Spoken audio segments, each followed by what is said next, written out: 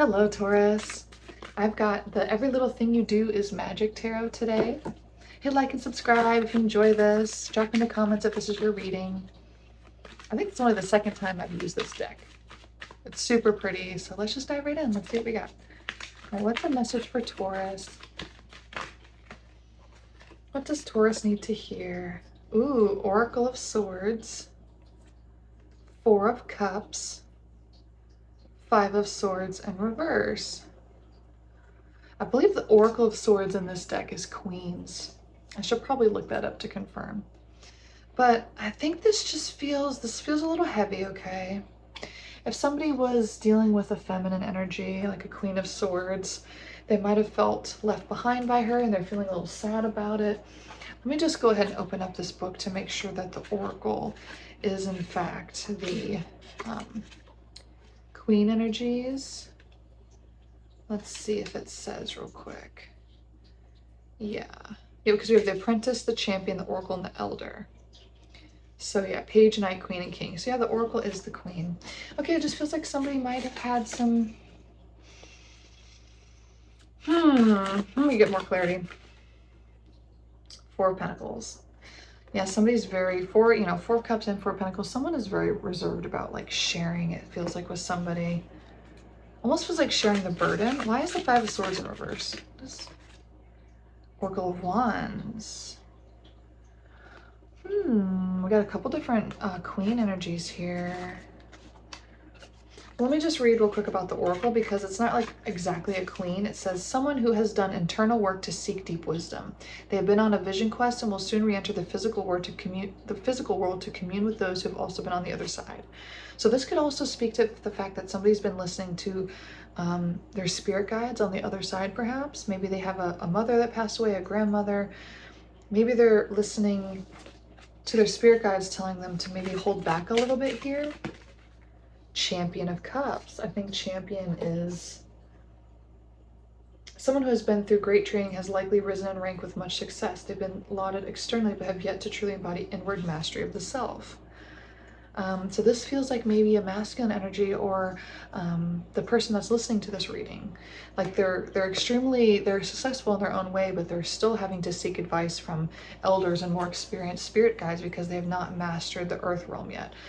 They're still very, I don't want to say naive to things because they're not a page energy, but they're still learning. They're still, and this is number 47. There could be significant about maybe somebody's 47 years old, or we have the Oracle of Wands, maybe somebody's 34 years old. Check out how it resonates. 39, we also have a 39 here with the Four of Cups. So somebody might be in their like late 30s, early 40s, and they feel like they've lived a lot of successful life, but there's still like some missing pieces. There's still some messages that they're trying to get from their wise elders or something. Tell me more about the energy of this. Strength in reverse and the Fool. Somebody's, hesitant to move into a new beginning. We've got a lion and a rabbit here. It takes a lot of courage to move into a new beginning. Starting completely over, especially if you're someone who's a little bit older in age, to start completely over feels very risky. It's something that would take a lot of strength and humbleness to be able to do. Like if you're trying to move back into your parents' house, or if you're starting a new career, so quote unquote late in life. I don't think this is an older person. Again, this is a night energy, so it feels like maybe someone in like their 30s or something. This doesn't feel like it's somebody who's like in their 60s or anything. Why the Strength in reverse? Why not move confidently into the Fool's journey? Why not move confidently into the Fool's journey? This is for Taurus. Why not move confidently? Why not, right? Why Strength in reverse? We got a card out already, but I feel like there's another one. There's some silence here. It feels like there should be, some time to think to yourself. Maybe like a Four of Swords. We've already had a couple of fours out. This could be like, okay. Elder of Wands. Okay, we got 35. I don't know. I just really feel like there's somebody in their 30s here. A masculine energy. It had the Lovers and it was kind of in reverse. We got these beautiful oysters here. Oysters could be significant to somebody.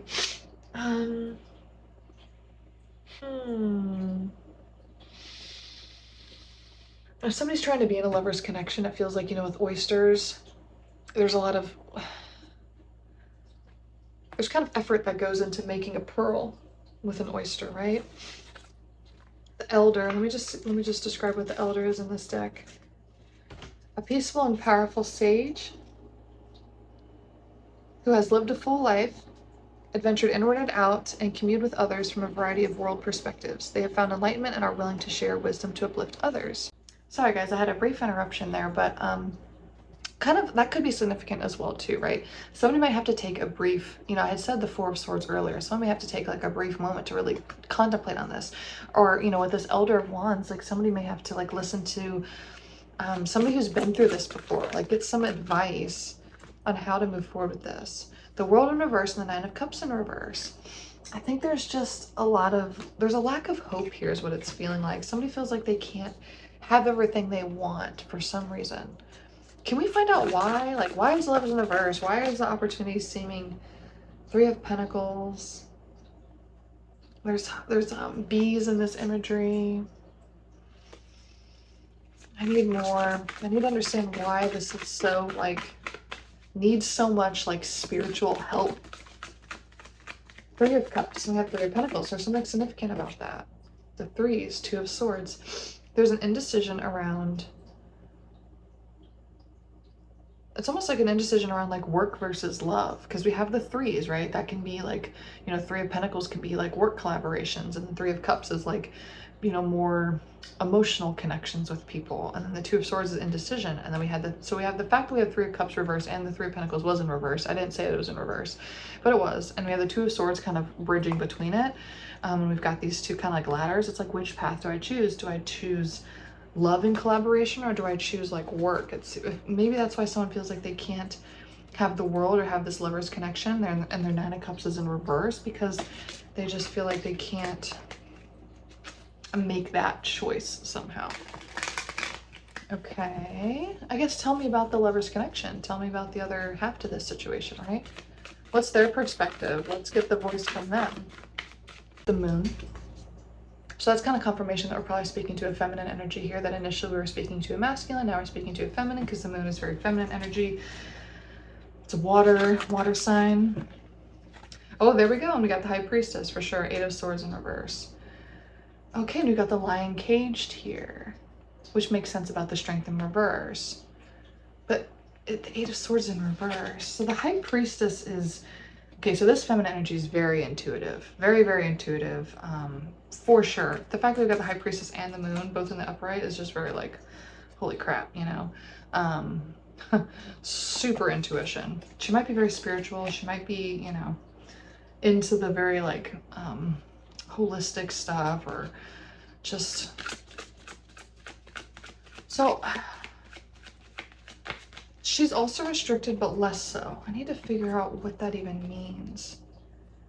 Four of Wands, she's more in balance somehow. She's more okay and in harmony with this. Justice. Ooh, we got like the Seraphim. That's a beautiful imagery on that Justice card with that angel imagery there. Look up Seraphim. Super interesting. Champion of Cups.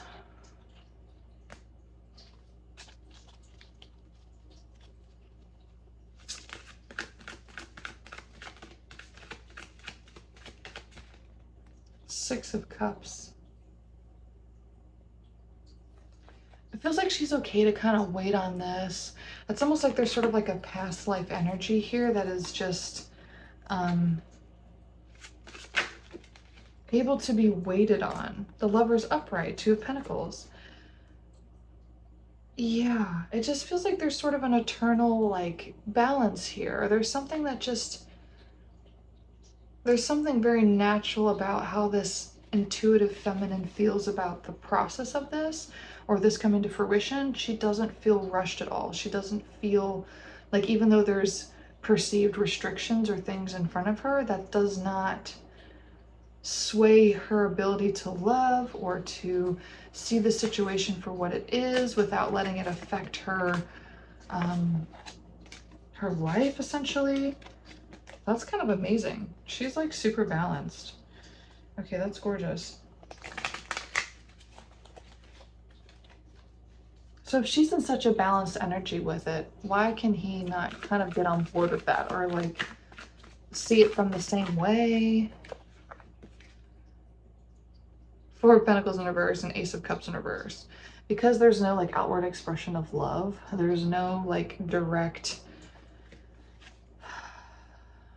yeah, there's just no direct outward expression of love. So it's very disheartening and hard to see that she's so like, how is she okay with things? Like, how can she be so like not expressive of love when Seven of Swords, like, how can she hide her feelings? How can she like deceive herself in this way, or like seem to be like, you know, just so not addressing the connection? And like, it seems like she's like lying to herself, to him, is how he views it, but she actually is very balanced when it comes to this whole thing.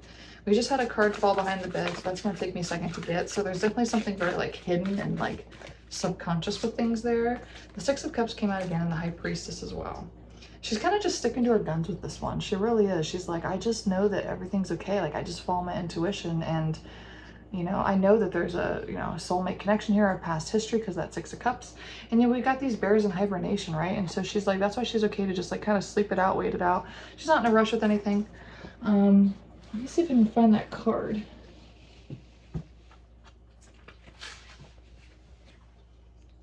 The Hanged One. Ooh, Piscean energy. Yeah, she could definitely be a water sign, perhaps. Yeah, just definitely find a pause and surrender and wait. Definitely no rushing here. Absolutely no rushing. Let me pull from this Oracle of Pluto and see if we can maybe find the energy that, you know, an animal that embodies her spiritual energy, and maybe find one that embodies his, and we can get some clarity as to these energies. Please tell me about the feminine one. Feminine animal energy here. We've got the Moose and we've got the World. Ooh. Well, we definitely need to look up the Moose for sure. Let's get the masculine here. Oh, we've got a Turtle, okay. So let's look at Moose and Turtle.